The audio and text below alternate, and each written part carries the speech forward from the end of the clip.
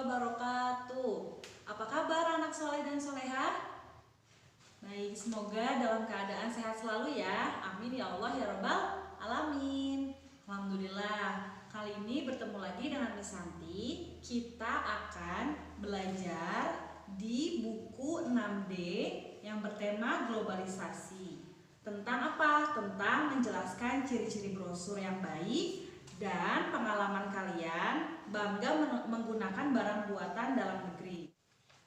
Baik anak soleh dan soleha, sebelum kita memulai pelajaran, seperti biasa yuk kita baca doa dulu. Berdoa dimulai.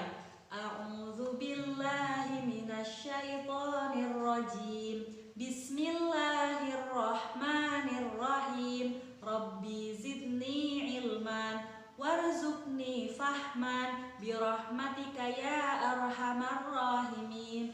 Amin ya Allah ya Rabbal Alamin. Baik anak soleh dan soleha, mari kita simak yuk video pembelajarannya. Anak soleh dan soleha, pada pembelajaran kali ini kita akan mempelajari tema 4, globalisasi. Nah, sekarang kita masuk ke subtema 3, globalisasi, pada pembelajaran yang kedua. Kita awali dari materi sikap positif terhadap keberagaman kegiatan ekonomi ya. Keberagaman kegiatan ekonomi yang ada merupakan anugerah Tuhan yang harus kita syukuri. Dengan adanya keberagaman tersebut, kebutuhan ekonomi masyarakat dapat terpenuhi. Nah, anak soleh dan soleha, bayangkan jika hanya ada satu ekonomi, tentunya kebutuhan masyarakat sulit terpenuhi. Jika kebutuhan masyarakat tidak terpenuhi, maka kesejahteraan pun sulit untuk ditingkatkan. Nah, kita harus memiliki sikap yang positif terhadap keberagaman tersebut. Selain saling menghargai dan menghormati, bangga memakai barang buatan dalam negeri juga itu merupakan contoh sikap positif terhadap keberagaman. Nah, siapa di sini yang bangga menggunakan barang buatan dalam negeri? Contohnya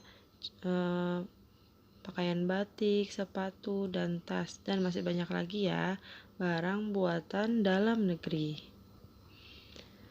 Rasa bangga menggunakan barang buatan dalam negeri kita harus terapkan dalam kehidupan sehari-hari ya. Misalnya, dengan menggunakan batik dalam kegiatan sehari-hari. Mungkin anak soleh dan soleha di sekolah juga ada ya di hari tertentu yang memakai seragam batik. Menggunakan batik juga merupakan wujud pelestarian warisan bangsa Indonesia agar tidak diakui oleh bangsa lain. Masyarakat sebaiknya mengurangi membeli barang buatan luar negeri dan mulai beralih membeli barang-barang buatan dalam negeri. Nah, anak soleh dan soleha, kita sebagai penerus generasi muda, kita harus lebih bangga menggunakan barang buatan dalam negeri ya. Jangan kita lebih bangga membeli barang dari luar negeri. Misalnya orang tua kita membeli tas, sepatu, pakaian dari luar negeri. Nah, kita tidak boleh terlalu bangga ya. Kita harus lebih bangga menggunakan buatan dalam negeri.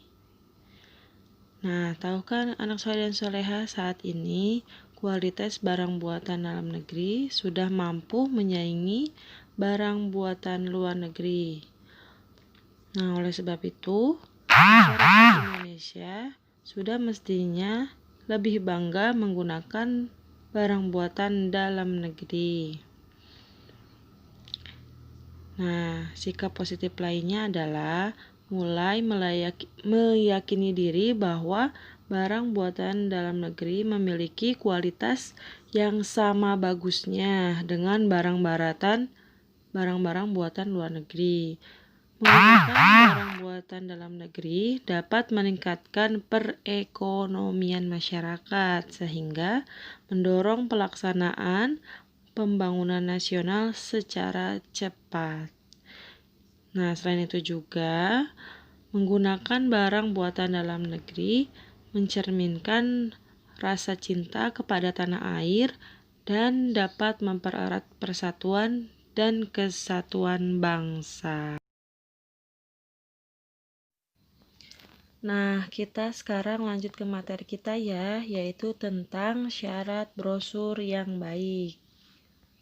Nah, anak soleh dan soleha, pada pembelajaran sebelumnya, kalian sudah mempelajari pengertian brosur, ciri-ciri brosur, dan macam-macam brosur.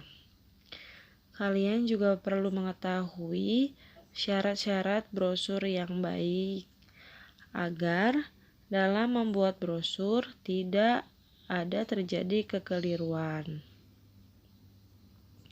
Nah, sekarang kita pelajari ya. Berikut ini syarat-syarat brosur yang baik. Nah, yang pertama, judul yang terdapat di dalam brosur berukuran besar dan mudah terbaca oleh pembaca. Nah, judulnya nggak boleh kecil ya. Nanti kalau kita tulisnya kecil, pembaca sulit untuk membacanya. Yang kedua, tulisan di dalam brosur jelas dan mudah terbaca oleh pembacanya.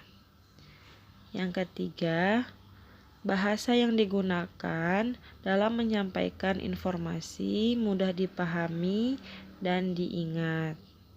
Nah, ini biasanya bahasa yang digunakan adalah bahasa sehari-hari, sehingga pembaca mudah untuk mengingatnya. Yang keempat, gambar yang ada di dalam brosur berkaitan dengan isi atau topik brosur. Ya, ini pastinya ketika kita menyisipkan gambar, kalau kita menawarkan makanan, berarti gambarnya makanan, jangan gambar yang lain-lain. Misalkan kita jual minuman, tapi gambarnya malah gambar mobil-mobilan, kan nggak nyambung ya. Nah, yang kelima, ketepatan pemilihan warna antara warna dasar brosur dengan warna tulisan. Nah, ini maksudnya warna background brosur kita itu harus berbeda dengan warna tulisannya ya. Nah, misalnya warna backgroundnya itu kuning. Nah, tulisannya jangan warna kuning juga, nanti tidak bisa dibaca. Jadi kita pilih warna lain, misalnya warna hitam, supaya tulisannya bisa dibaca. Kemudian yang keenam, ukuran brosur tidak melebihi dari ketentuan yang ada. Nah, biasanya brosur berukuran kertas A5 atau 14,8 cm kali 21,0 cm. Sudah paham kan adik-adik? Nah, sekarang coba anak soleh dan soleha perhatikan contoh brosur berikut ini. Nah, nomor 1, brosur tersebut merupakan brosur untuk mempromosikan buku berseri lembar kreasi.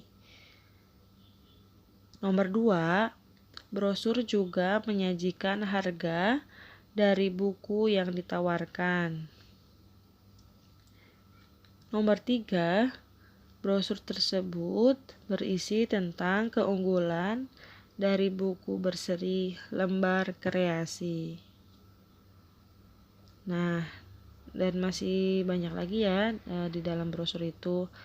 Nah, anak soleh dan soleha, tugas kalian yakni yang pertama, menjelaskan wujud rasa bangga terhadap barang buatan dalam negeri.